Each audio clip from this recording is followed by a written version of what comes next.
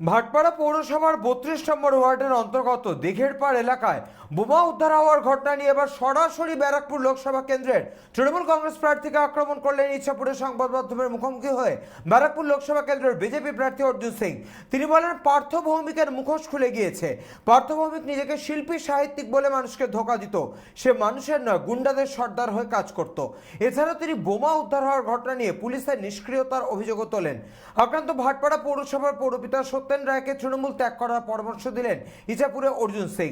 পাশাপাশি অর্জুন সিং সত্যেন রায়কে অনুরোধ করেন তিনি যেন তৃণমূল ত্যাগ করে বিজেপিতে আসেন, কারণ তাকে বিজেপি সঠিক সম্মান দিতে পারবে।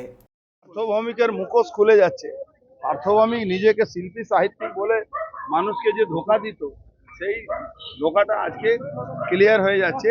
সে মানুষের জন্য নয়, সে গুন্ডাদের সর্দার হিসাবে সবসময় ওকে আমরা জানি। সে গুন্ডাদের এক্সটর্শনের টাকা নেয়।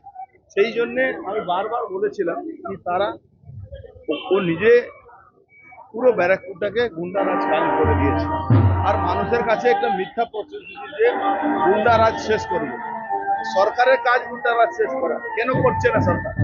আজকে ইলেকশন কমিশনকে বলার পরে এই অ্যাকশনগুলো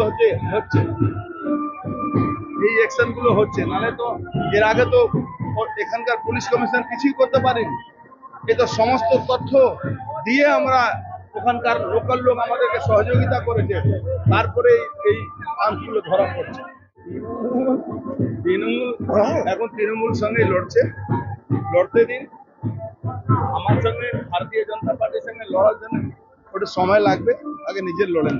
কিন্তু সত্যেনকে আমি বলবো, ওই জায়গা তোর জায়গা না, ওই জায়গা লাত মেরে চলে আসুন, আমরা ওকে দলে সসম্মান দিয়ে রাখবো। ইচ্ছাপুর থেকে সৈকত গঙ্গোপাধ্যায়ের রিপোর্ট, চ্যানেল 24/7। সিংহাসনের মহাসংগ্রাম,